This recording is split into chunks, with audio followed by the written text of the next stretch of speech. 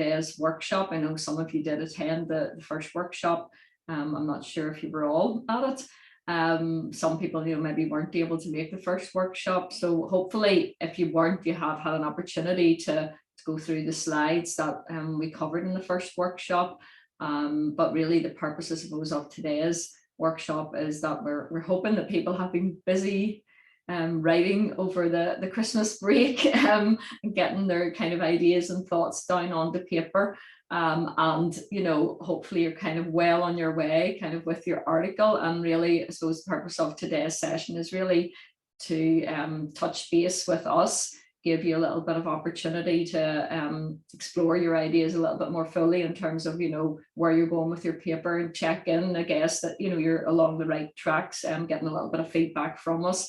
Also, I think hopefully most people are aware that if you're submitting to the journal, you have kind of two choices: either to go for a more practice-based piece, which is has a word limit of 3,000, or there's the more theoretical paper then, which has a word limit of 8,000. So quite often, I think that kind of tends to be a guiding principle, I suppose, for people when you're putting together your article. And sometimes it can be simply a matter of time, because obviously it takes a lot more to put together an 8,000 word article, which will have a greater depth of theory base to it than the sort of more practice focused, maybe case study kind of focused 3,000 word article. So we recognize that and both articles are peer reviewed in exactly the same process, so it's not that one is seen as lesser than the other, but that obviously just gives people options in terms of their time commitment and what they're able to do within the time frame. And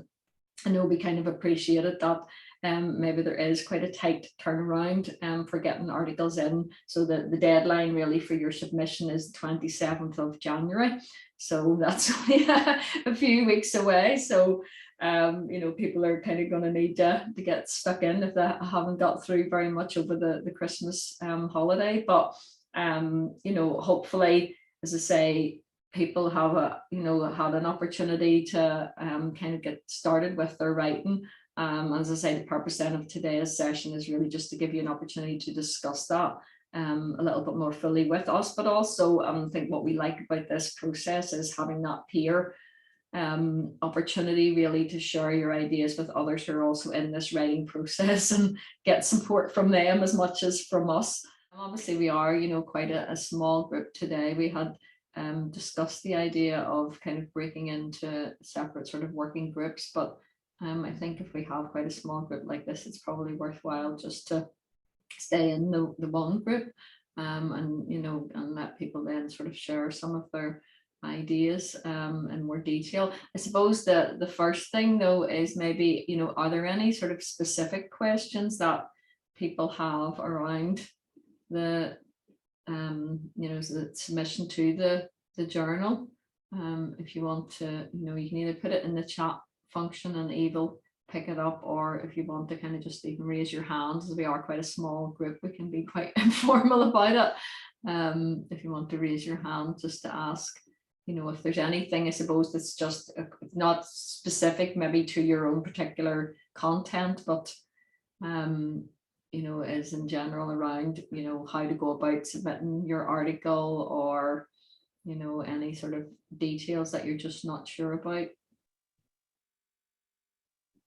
Yeah, Aoife, I think you have. Hi, thanks very much. I suppose my question was just in relation to, say, the article, the submission, so do I need to provide a reference list with that, or is it just the submission for that? And then in relation to title, is it almost like an academic type title, or is it just a snappy title? I don't know. They were kind of my two core questions really for the first submission, not for the article itself. Okay, so so just to clarify that, because I think there maybe had been a little bit of confusion with some people. So I think in the past we did have a process where people submitted an abstract first, and then if the abstract was accepted, they went ahead and submitted the full article. But This year, we have, you know, and the journal, the call for papers was actually a call for the full paper, the full article, as opposed to just an abstract. I mean, basically, we opted for that because we found that, you know, the call for the abstract wasn't really helping us in terms of the actual timeline of people then submitting an article later. It kind of just added an additional layer of workload for everybody, really. So so the 27th of January is when you need to actually have your article submitted by, as opposed to just an abstract. I know that might be a bit kind of a scary thought if you haven't sort of got, you know, fairly far on. But so I suppose to answer the question, first of all, it is the article that people are submitting. So obviously, yes, you do need to have a title for that, but whether you opt for a nice snappy kind of, you know, sexy title, really, kind of, or the more academic title, that would be completely up to yourself. And if if you go through some of the previous editions of the journal, you'll see we have a whole range of different sort of types of titles of articles, you know. So some people, you know, it's really, I suppose, a matter of personal preference, but I don't think we would have any strong feelings one way or the other in terms of, you know, how you would want to frame your title. I guess a lot of people feel, you know, if you have a kind of a snappy sort of a title, it often maybe attracts people into reading your article. You know, it might grab the attention of some of our readers that, you know, may not want to read the whole journal from cover to cover. So I guess from that sort of marketing point of view, having a nice sort of snappy title can be very useful for that. But again, that's completely your personal preference. But in terms of the reference list, then absolutely, yes, we do need a reference list. And there is the style guide on which Eve can talk about, but the style guide is available on the website for potential authors to go through, and part of that will also be about how then you do reference. So we do use the Harvard referencing system. I don't know if people are familiar with that. I suppose the one thing I would say is, you know, if you're able to put together, you know, a pretty decent sort of article, and you know, you're not, you know, you don't manage to get your full reference list completely adhering to everything that's required, I would still, you know, suggest that you go ahead and submit the article anyway. You will obviously get, you know, in terms of the peer review process, when it's being peer reviewed, it will also be reviewed by our colleagues in the AONTAS, that for in terms of the style guide and adhering to, you know, the referencing and all of the other sort of stylistic requirements. So, you know, anybody not meeting those requirements, you know, when you're getting feedback then from the peer reviewers, you'll also get some feedback about tidying up your reference list and that. So, I mean, I would say don't overly worry about, you know, those sort of stylistic things, because you would, if it's a time factor really, that you just wouldn't have the time to sort of dot the I's and cross the T's kind of thing.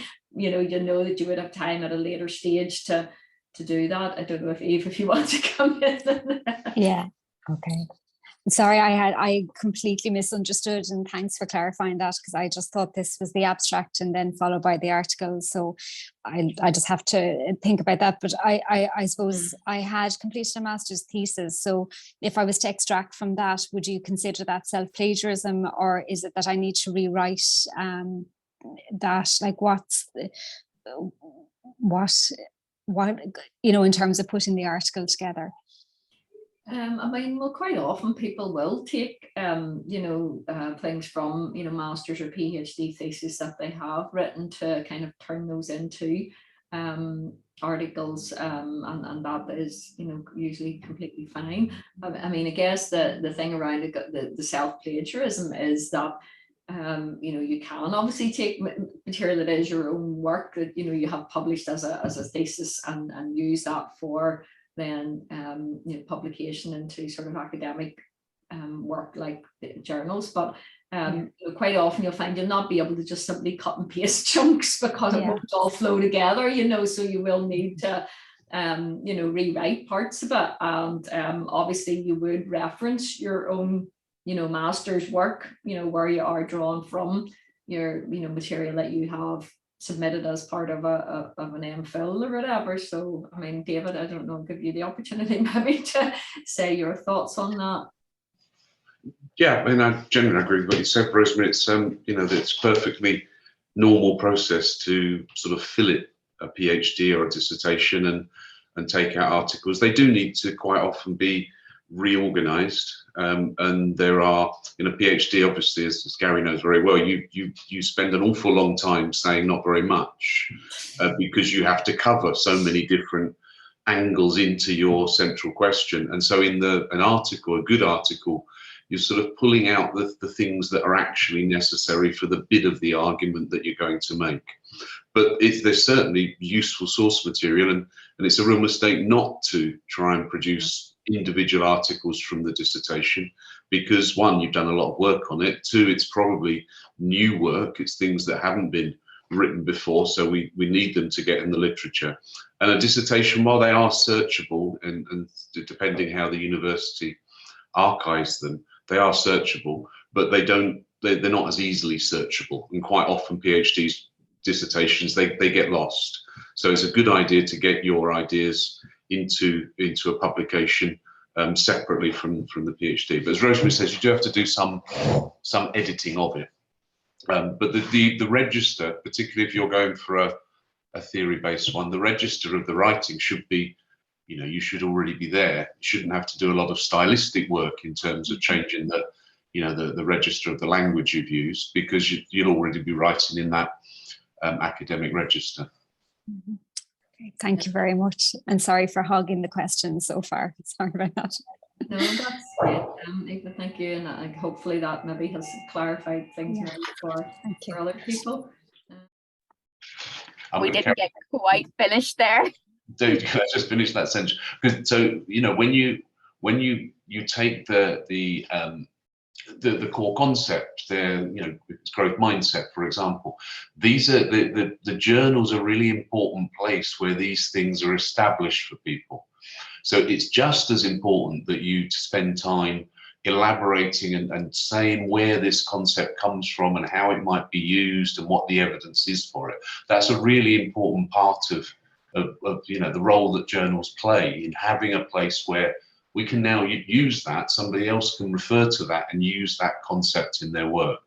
Rather than ever thinking when you submit the article, the most important thing is that I prove something, or that I demonstrate that, that this thing is true. And that's not really the most important thing. The most important thing is to say, this is an interesting concept. This is what it is. And you can use it for your own work. This is an interesting concept. And these are some, as we said with Maria Teresa, these are some reflections I've got on its relationship or its use in describing our work or informing our work, or and that way I think you take some of the pressure off yourself, rather than thinking my article, the main purpose is to put this amazing new fact into the world. It's not. It's to discuss these things and to help other people to understand where your opinions come from, and then to use those tools themselves to write their own articles, or to analyze their own practice, or to have discussions with colleagues with a concept like growth mindset, for example, that maybe they hadn't seen the connections before, and the article can do that very helpfully. Sorry, I'll stop. That was the end of my sentence.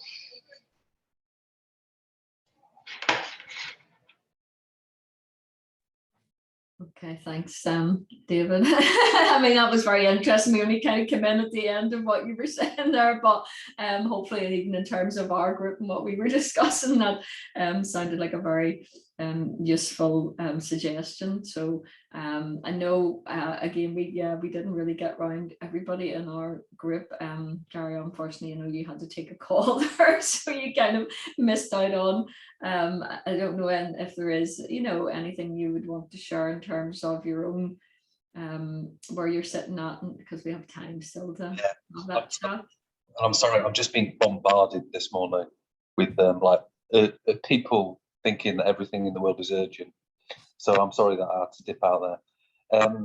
So I'm going to submit something, and it's partly based on my research, a bit of a side project that I did around Socratic dialogues with ESOL students, which we did as a whole project with hundreds of people, and it was just like really good fun and successful. I really don't have time to write 8,000 words, but I was interested in what you were saying before, in that I'm going to submit it as about 3,000 words with the disclaimer that it can go up if I've got more time. So I'm just going to try and write 3,000 good words, and with a decent abstract, submit them and see what you guys have got to say. So and then if you want me to stick, I'll stick, and if you want me to go up, I'll go up, I suppose. So yeah, I'm sure that'll work. I mean, it's a good process to go through. I mean, if to go up would just be, look, there's a hole in there. You know, you haven't defined this, you haven't defined that, you haven't provided evidence for this, and then it's quite simple to build it up, isn't it? Because you're doing jobs that, you know, you've used a concept and you haven't defined it, or you've suggested something without evidence, and then you can slowly build up a bigger text. But the 3,000 word text has got a different focus to the 8,000 as well. So, you know, anything that I think that in which you are presenting your own evidence in a, you know, in terms of research data you've collected, will probably need justification in terms of why did you collect that data, and what do you mean by, you know, those terms that you've used, and that then you've just got to say more and more and more and more. But we can advise on that when we see that, you know, whatever you manage to produce. yeah, I think I've got something that's a bit of a halfway house, in that I did it as a project, so I can talk about it as a case study, and I've got lots of writing that I've written as it as a case study, but it was all based in the theory from my PhD. So, but then it wasn't conducted as a research project as such. It was a professional development project, really. So, yeah, I don't know. I'll submit, try and make it good, and then see what you guys say. Cool. Yeah, I think, you know, that's definitely the way to go, Gary, and hopefully for others maybe, you know, like, because we do recognize, yeah, that the time turnaround is quite short and quite tight, and, you know, particularly with, you know, I suppose Christmas coming in between, you know, it's all, we always have great ideas, we're going to get lots of work done over Christmas, and the reality, I know there's been a lot of sickness about as well, like I was unwell over Christmas, so, you know, if people were hit by all of the different bugs going about this year, then even, you know, if people had plans to set aside times, and they may not have got as far as they wanted. But I mean, I think that's, you know, definitely what we would want to encourage people today. You know, if you feel like you might be able to, you know, submit something in by, you know, the 27th of January, that you can, you know, yeah, put it in that, you know, it is just the first stage of the process. And, you know, once you've submitted, then it will be, you know, allocated to peer reviewers from the editorial board.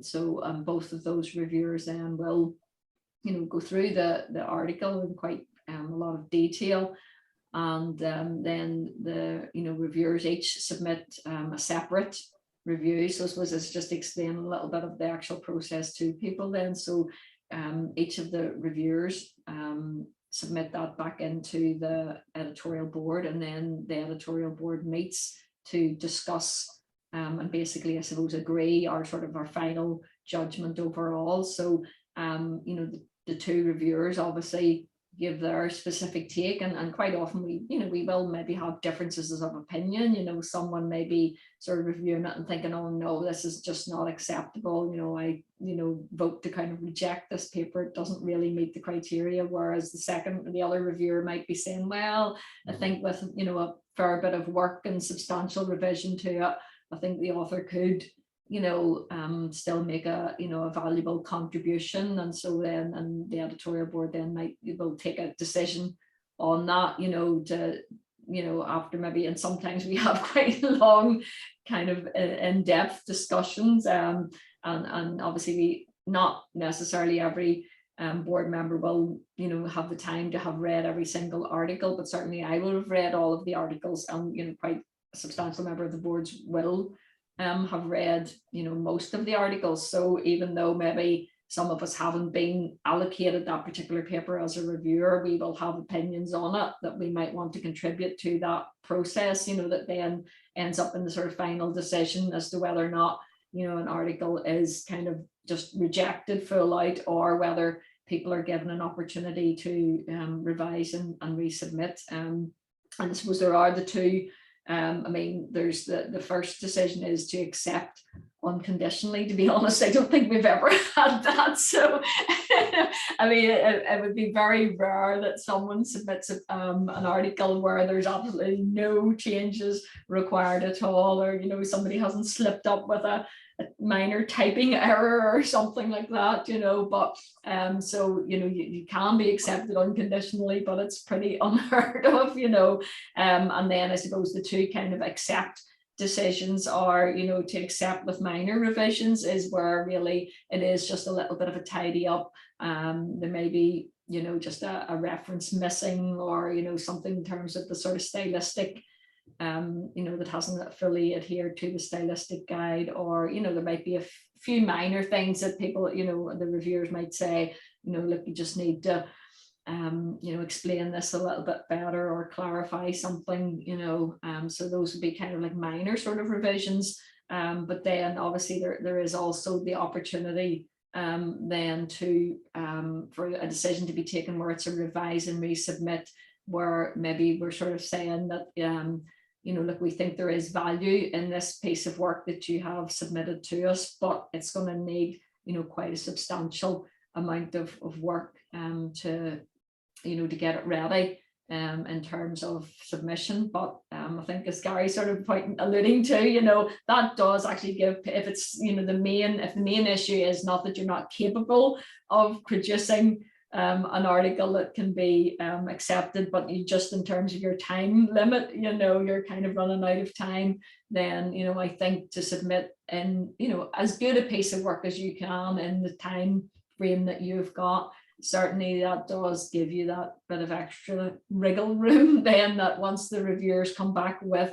you know, and give you constructive feedback as well around, you know, what it is that, so I think as David's, you know, pointing out there in terms of, you know, there might be concepts that you haven't sort of fully explained or elaborated on, or if it's research and you haven't really fully outlined, you know, what was the actual research process that you used, or, you know, who was your sample, or things like that there, you know. So obviously the reviewers will come back with, you know, quite specific, you know, we'll give overall feedback in terms of, you know, the different sort of sections of your paper and the overall kind of summary comments, but there will also be then a track changes document, you know, going through your own document and being quite explicit about, you know, certain maybe sections of your paper where, you know, we might be saying you need to, you know, expand this, elaborate more on this and whatever. So it is, I think it's hopefully, you know, it is seen as a constructive and useful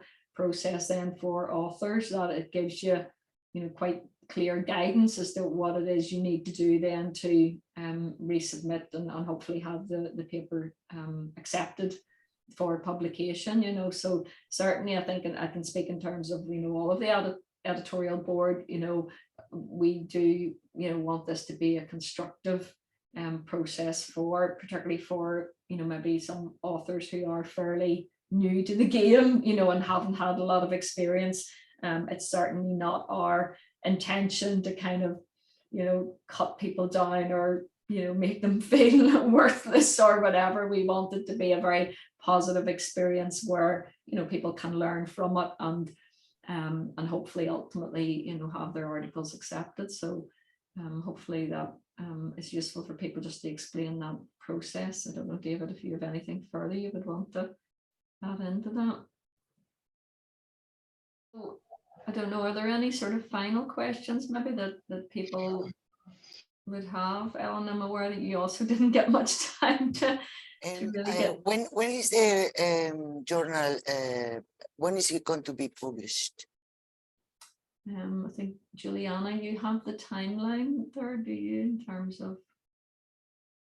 I can pull the timeline up quickly just to kind of do Okay. a bit of a run through of how the journal is going to be produced this year. So let me see, haven't shared screen in a while, bear with me. There. So timeline, can everybody see that okay? Yeah. Yep, that's great. Great. Okay. So as you can see, yeah, the impending deadline for article submission, 27th of January. So really looking forward to receiving the articles that were discussed today. And as has been said, you know, there is space to revise these, but I would really recommend that as you go, just to follow the house style that I pasted into the chat, just because it does save a huge amount of work for everyone at the end of the day, if that's adhered to from the beginning. Then once those have been received, we'll basically anonymize these and send them to the editorial board for peer review. And then these will be reviewed all together with the group on the 24th of March, and the initial decisions will be made. On the week of the 27th of March, you can expect the sheets, the feedback sheets with comments and the kind of decision on whether we'll be proceeding with the article, and if so, what kind of changes will need to be made. And then in April, 28th of April, articles will be returned by authors with completed revisions. So you'll have basically that window from the 27th of March to the 28th of April to complete those revisions.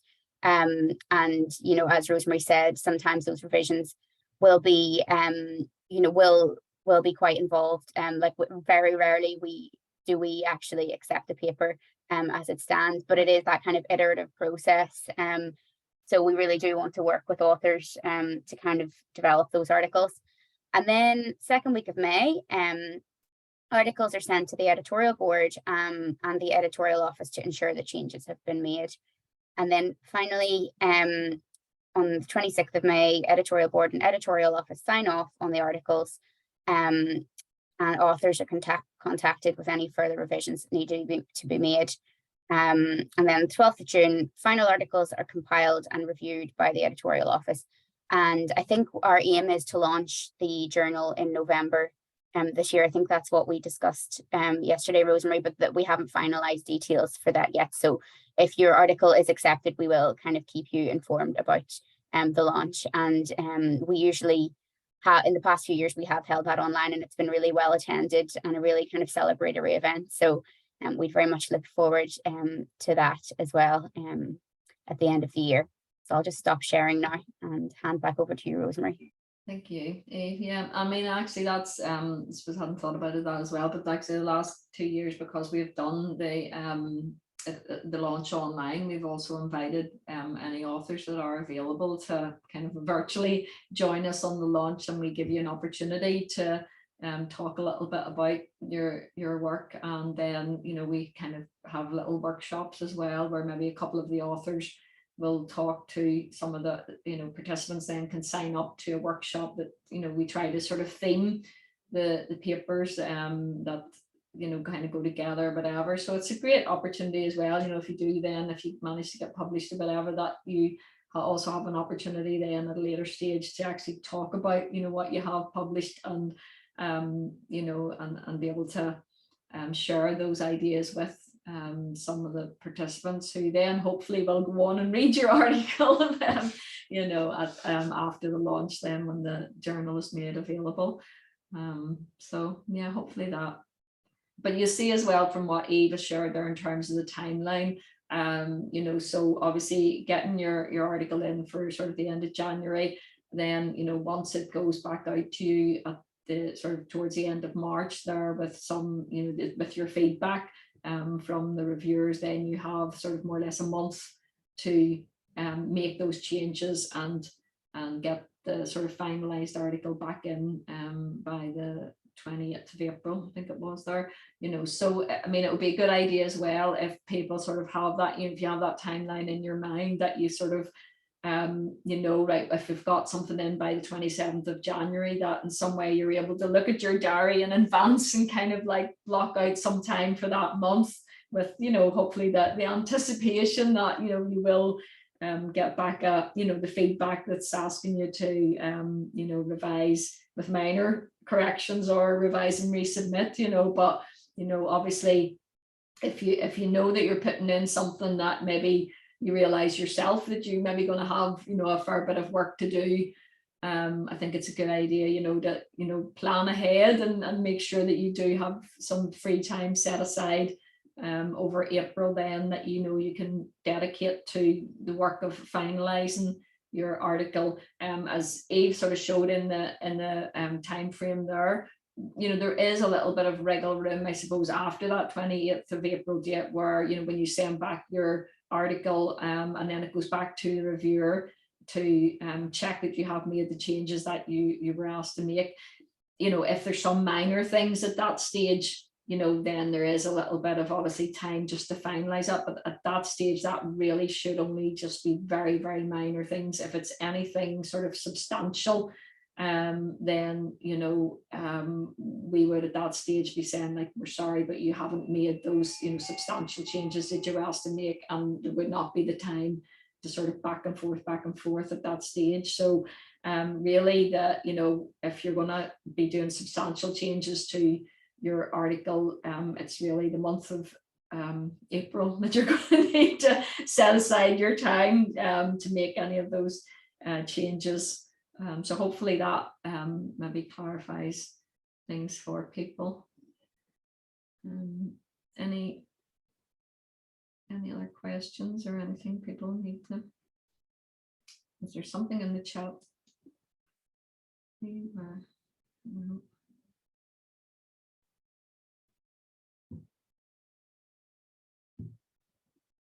Okay, everybody happy enough then, or no further sort of questions? Or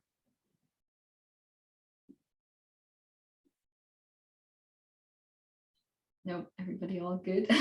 Well, look, we'll wrap it up there, and just to say, like, you know, good luck with your work, and as Eve saying, yes, we're really looking forward to seeing some work from you either at the end of January, if that's your plan, or for those that are thinking about taking a bit longer and maybe submitting for next year, then we really welcome you. And, you know, try to come along maybe even to the launch in November, you know, even if you haven't submitted, because again, that's a good opportunity to get talking to people who have gone through the process and have and published something.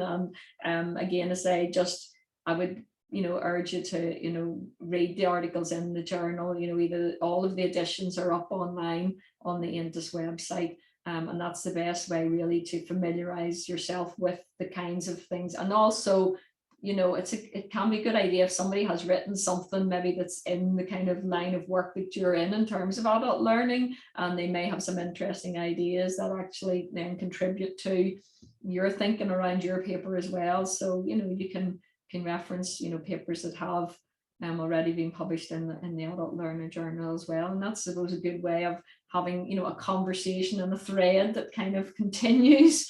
You know, and quite often, obviously, we will have some authors that kind of, you know, publish on a fairly kind of a regular basis in the journal. And, you know, it's nice then when we have our workshops in the launch to have an opportunity to sort of, you know, debate and discuss and, you know, look at how we are moving forward with, you know, sort of key concepts and key ideas. So thanks very much for your participation this morning. I hope this has been useful for you. But I mean, I guess if anybody think, you know, a question pops into your mind after this is over and you think, oh God, I wish I had have asked that, you know, just drop an email to Eve or Juliana, and I'm sure we can try to address your query as soon as possible. So thank you very much, everyone. And I hope to see or hear from you in the near future.